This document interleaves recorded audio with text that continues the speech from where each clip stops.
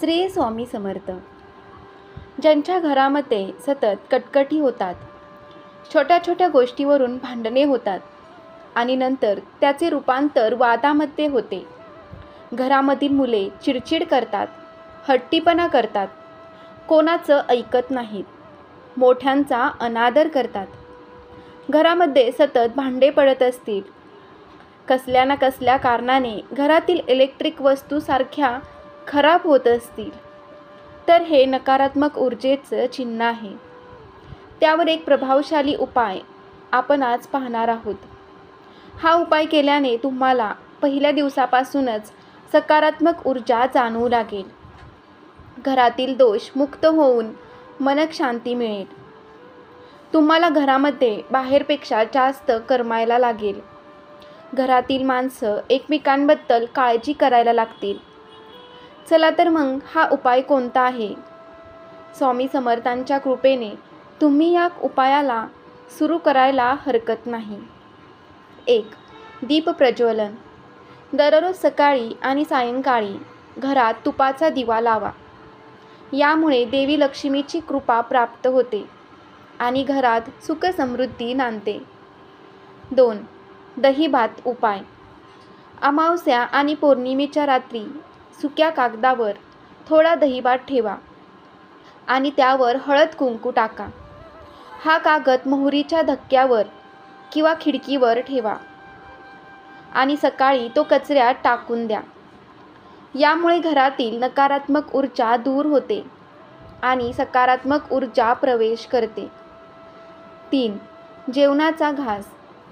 रात्री जेवताना थोडा जेवणाचा घास कागदावर ठेवा आणि हात धुण्याच्या वेळी तो उचलून बाहेर टाका.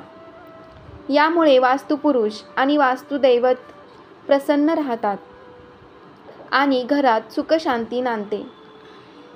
4. गोमूत्र शांती. प्रत्येक शनिवारी आणि अमावस्येला गोमूत्रात हळद टाकून उंबरठ्यावर पट्टा ओढा. यामुळे घरातील नकारात्मक शक्ती आणि अडथळे दूर होतात आणि सकारात्मक ऊर्जा प्रवेश करते. 5. नारळ पूजन.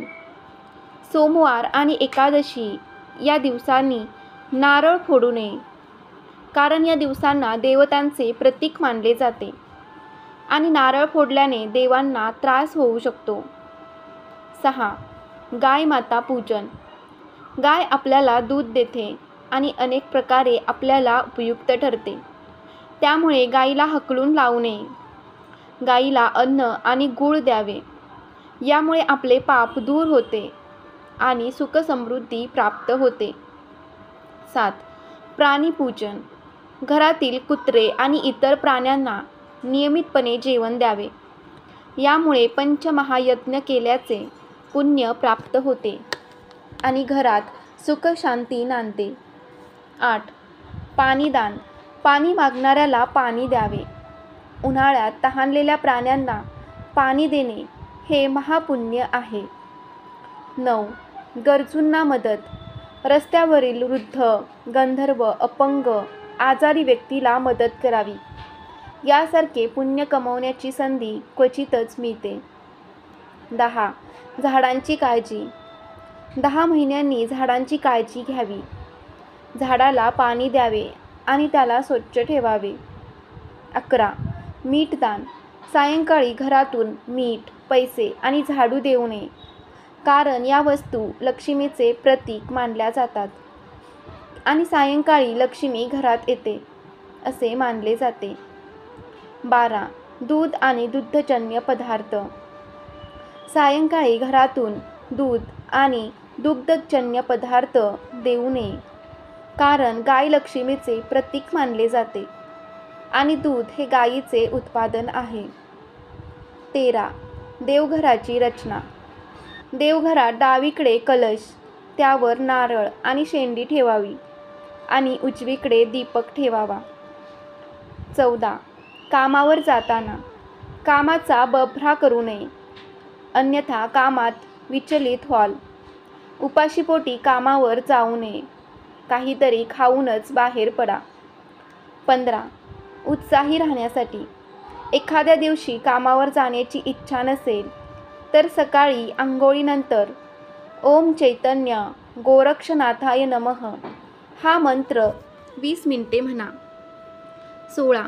पती पत्नीतील प्रेम वाढवण्यासाठी एखाद्या बहिणीला तिचा पती त्रास देत असेल तर तिने तुळशीला पाणी घातल्याशिवाय भोजन न करण्याचा संकल्प करावा. 17. देवीची कृपा प्राप्त करण्यासाठी देवीच्या 3.5 पीठाचे दर्शन घेऊन देवीचा अभिषेक करावा आणि खणा नारळाने देवीची ओटी भरावी. तुळजापूरची तुळजाभवानी, कोल्हापूरची महालक्ष्मी आणि जवळची सप्तशृंगी ही देवीची 3.5 पीठे आहेत. 18. घरातील नकारात्मक ऊर्जा दूर करण्यासाठी पाण्यात थोडेसे मीठ टाकून फरशी पुसावी. 19. इच्छा पूर्ण करण्यासाठी रोज सायंकाळी पिंपळ वृक्षाला दूध मिश्रित पाणी घालावे, दिवा लावावा आणि 5 प्रदक्षिणा घालून इच्छा पूर्ण व्हावी यासाठी प्रार्थना करावी. कामात यश मिळवण्यासाठी महत्त्वाच्या कामासाठी घराबाहेर पडताना खिशात श्रीयंत्र बाळगा. 21. रात्री शांत झोपण्यासाठी रात्री भीतीदायक स्वप्न पडत असतील तर पाण्याने भरलेले तांब्याचे भांडे ठेवून झोपावे.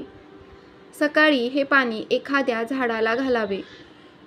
22. सुरक्षित ड्रायव्हिंगसाठी सुरुवात करण्यापूर्वी ड्रायव्हिंग सीटला हात लावून आपल्या इष्टदेवतेचे स्मरण करावे आणि नंतरच ड्रायव्हिंग सुरू करावी. पौर्णिमेला सायंकाळी गाडीला एखादे फूल व्हावे आणि उदबत्ती लावावी. 23.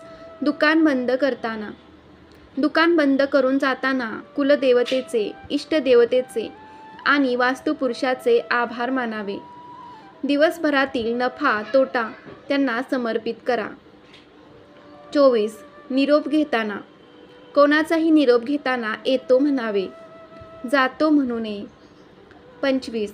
घरातील शांतता राखण्यासाठी घराच्या मुख्य दरवाजासमोर चप्पल ठेवण्याची सवय टाळा.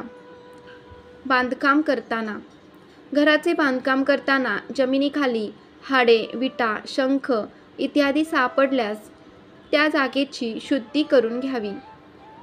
27. देवी देवतांचे दर्शन दरवर्षी आपल्या कुलदेवतेचे आणि इष्टदेवतेचे सहपरिवार दर्शन घ्यावे. घरात शुभकार्य संपन्न झाल्यानंतरही दर्शन घ्यावे. 28. आत्मबल वाढवण्यासाठी कुलदेवतेची नित्य उपासना करावी. नामस्मरणाने आत्मबल वाढते आणि संकटाचा सामना करण्याचे धैर्य अंगी येते. या व्हिडिओमध्ये आपण पाहिले की प्रत्येक घरामध्ये होणारे वादविवाद याचे कारण घरामधील नकारात्मक ऊर्जा असते. या नकारात्मक ऊर्जेला बाहेर काढण्यासाठी आम्ही काही महत्त्वाचे उपाय या व्हिडिओमध्ये सांगितले आहेत, ज्यामुळे तुम्हाला तुमच्या घरात मनक शांती मिळून जीवन सुखी होईल. स्वामी समर्थांच्या कृपेने घरातील दोष पूर्णपणे निघून जातील यात काही शंका नाही. जर आम्ही सांगितलेल्या या व्हिडिओमधील उपायांचे तुम्ही पालन केले तर तुम्हाला स्वामींची प्रचिती नक्कीच येणार आहे. तुम्हाला जर ही माहिती आवडली असेल तर कमेंटमध्ये नक्की सांगा आणि व्हिडिओला लाईक करा. असेच नवीन व्हिडिओ पाहण्यासाठी आपल्या चॅनेलला सबस्क्राईब नक्की करा. श्री स्वामी समर्थ. जय जय स्वामी समर्थ. श्री गुरुदेव दत्त.